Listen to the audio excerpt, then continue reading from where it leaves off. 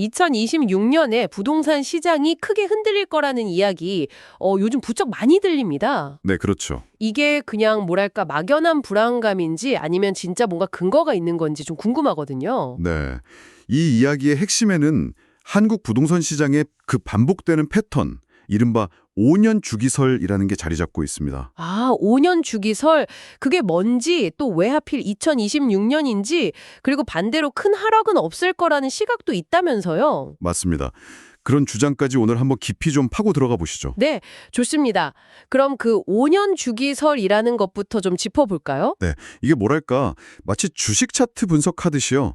한국 부동산 시장도 대략 한 5년 정도 간격으로 상승과 하락을 반복해왔다는 그런 분석입니다. 진짜요? 과거 데이터를 보면 좀 그런 경향이 있나요? 네, 흥미롭게도 과거 데이터들이 어느 정도 이걸 뒷받침해요. 예를 들면 2008년 금융위기 때 한번 크게 흔들렸죠. 네, 그때 정말 힘들었죠. 그리고 한 2012년쯤에도 침체기가 있었고요. 또 2018년에는 그 고강도 규제 정책들이 나왔잖아요. 아, 9.13 대책 같은 거 말씀이시죠? 네, 맞습니다. 그리고 가장 최근에는 2022년 금리 급등, 이런 주요 하락 시점들이 대략 5년 안팎의 간격으로 나타났다는 거죠. 와, 그러고 보니 정말 얼추 맞는 것 같기도 하네요. 단순히 우연이라고만 보기는 좀 어려운 패턴이죠. 물론 그때그때 경제 상황이나 금리, 정부 정책 같은 여러 요인들이 복합적으로 작용한 결과겠지만요. 그렇군요. 그래서 현재 상황을 이 패턴에 대입해보면 2024년에서 2025년은 약간 반등하거나 조정하는 시기로 보고 그 다음인 2026년쯤에 다시 하락 국면이 올 수 있다. 뭐 이런 예측이 나오는 배경입니다. 알겠습니다. 그럼 지금 시점에서 2026년 하락 가능성에 힘을 싣는 구체적인 요인들은 뭐가 있을까요? 이게 진짜 궁금한 부분인데요. 네, 몇 가지 좀 불안한 요인들이 있습니다. 첫 번째는 역시 역전세난 우려죠. 아, 역전세남. 네, 2021년에서 2022년 그때 집값이 정말 높았잖아요. 그때 맺었던 전세 계약들 만기가 이제 슬슬 돌아오고 있거든요. 아, 그때 높은 가격에 계약했던 것들이요? 그렇죠. 근데 만약 그 사이에 집값이 좀 떨어졌다면 집주인이 다음 세입자를 구해도 이전 보증금을 다 못 돌려주는 상황이 생길 수 있습니다.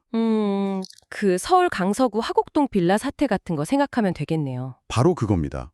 보증금 마련하려고 집을 급하게 좀 싸게 내놓는 급매물이 늘어나면 그게 전체 시세 하락을 부추길 수 있다는 거죠. 아, 그럴 수 있겠네요. 도미노처럼요. 네, 두 번째 요인은 입주 폭탄입니다. 입주 폭탄이요. 네, 2024년하고 2025년에 걸쳐서 수도권이랑 주요 광역시 중심으로 신규 입주 물량이 한 40만 원 이상 예정되어 있어요.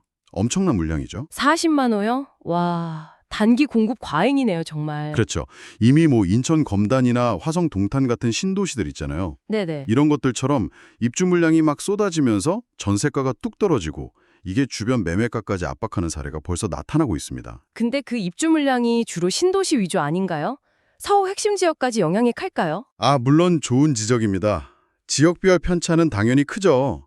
하지만 신도시 전세가가 너무 떨어지면 서울에서 밀려나는 수요 일부를 흡수하면서 서울 전세 시장에도 간접적인 영향을 줄 수 있고요. 그렇군요. 또 전체적인 시장 심리를 위축시키는 효과도 무시할 수 없고요. 알겠습니다. 또 다른 요인은요? 세 번째는 여전히 높은 금리하고 월세 선호 현상입니다. 아, 금리. 정말 아직도 높죠. 네, 기준금리는 좀 주춤하는 것 같아도 실제 주택담보대출 금리는 아직 3, 4%니까요. 솔직히 부담스럽죠. 그렇죠. 진짜 이자 부담이 만만치 않아요. 게다가 전세 사기 불안감까지 겹치면서 아예 그냥 안전하게 월세 살겠다 이런 분들이 늘고 있잖아요. 네, 맞아요. 주변에도 그런 분들 꽤 있더라고요. 심지어는 대출이자가 월세보다 더 비싸지는 뭐 금리 역전 현상 이런 말까지 나오면서 전세 시장 기반 자체가 약화될 수 있다는 분석도 나옵니다. 와, 복합적이네요.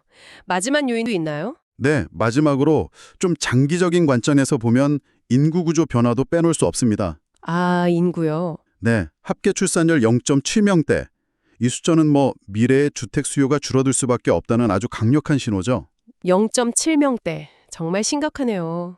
특히 앞으로 집을 사야 할 주력 세대인 2030 세대가 너무 높은 집값하고 금리 부담 때문에 내 집 마련을 포기하는 경향도 나타나고 있고요. 하긴 젊은 세대들이 집 사기 너무 힘든 현실이죠. 통계청 예측을 보면 2030년대 중반부터는 아예 인구 자체가 줄어드는 국면에 본격적으로 접어들게 됩니다. 그렇군요.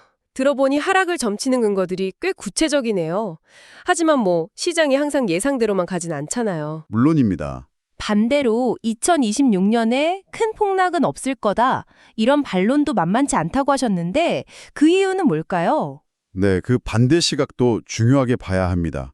첫째로는 정부가 선제적으로 개입할 가능성입니다. 아, 정부 개입이요? 네, 정부도 시장이 급격하게 무너지는 소위 경착륙을 막으려고 할 거거든요. 예를 들면 어떤 게 있을까요? 청년층 주거 안정을 위해 청년주택 드림대출 같은 상품 지원을 늘린다거나 아까 말씀드린 역전세 문제 완화를 위해서 전세보증금 반환대출 규제를 한시적으로 풀어준다거나 하는 것들이죠. 아, 네네. 그런 조치들이 있었죠. 네, 또 재건축이나 재개발 규제를 완화하려는 움직임도 있고요. 이렇게 시장 불안 요인에 미리 좀 대응하려는 모습은 과거 하락기하고는 좀 다른 점이라고 할 수 있습니다. 그렇군요. 또 다른 반론은요? 둘째는 금리 인하 가능성입니다. 지금이야 고금리가 부담이지만 내년, 그러니까 2025년부터는 미국을 시작으로 전 세계적으로 금리 인하 사이클이 시작될 수 있다는 전망이 좀 우세하거든요. 아, 내년부터는 좀 달라질 수도 있겠네요. 네, 만약 한국은행도 여기에 맞춰서 기준금리를 내리기 시작한다면 꽁꽁 얼어붙었던 매수 심리가 다시 좀 살아날 가능성도 있습니다. 일리가 있네요. 셋째는 부동산이 가진 그 고유한 자산 보존 기능입니다. 아, 안전자산이라는 인식이요? 그렇죠. 물가가 계속 오르는 인플레이션 시대에는 현금보다는 실물 자산이 낫다. 이런 인식이 있잖아요. 특히 사람들이 몰려 사는 수도권 핵심 지역 부동산은 장기적으로 가치가 유지될 거라는 믿음이 여전히 꽤 강합니다. 네, 그런 심리가 확실히 있죠. 이런 믿음이 어떻게 보면 급격한 가격 하락이나 막 던지는 투매 현상을 막아주는 일종의 방어막 역할을 할 수 있다는 분석입니다. 들어보니까 2026년 폭락설이라는 게 확정된 미래라기보다는 여러 가능성 중 하나군요. 양쪽 다 일리가 있어 보입니다. 맞습니다. 어느 쪽 시나리오가 현실이 되든 간에 현재 부동산 시장이 굉장히 중요한 변곡점, 갈림길에 서 있다는 점은 분명해 보입니다. 네. 여기서 진짜 중요한 질문은 그래서 우리는 어떻게 해야 하는가 이거겠죠? 그쵸. 그게 제일 중요하죠. 만약 실제 거주 목적으로 집을 찾으시는 분이라면 앞으로 금리가 어떻게 될지, 전세 시장은 어떤지, 또 내가 관심 있는 지역의 입주 물량은 어떤지 이런 것들을 정말 꼼꼼히 따져보셔야 하고요. 자신의 상환 능력 안에서 신중하게 접근해야 합니다. 네, 맞아요. 무리하면 안 되죠. 그리고 투자 목적이라면 과거처럼 단기간에 확 오르는 그런 시세 차익만 기대하기보다는 좀 더 길게 보고 그 집이 가진 본질적인 가치를 중심으로 전략을 다시 짜야 할 시점이라고 봅니다.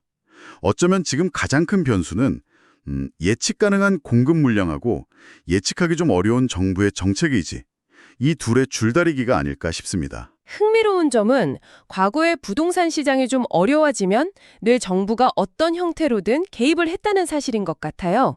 금리를 낮추거나 공급을 조절하거나 세금을 깎아주거나 하는 식으로요. 네, 그랬었죠. 만약에 2026년에 정말 시장의 위기가 찾아온다면 우리는 어떤 정책적 대응을 예상해 볼 수 있을까요?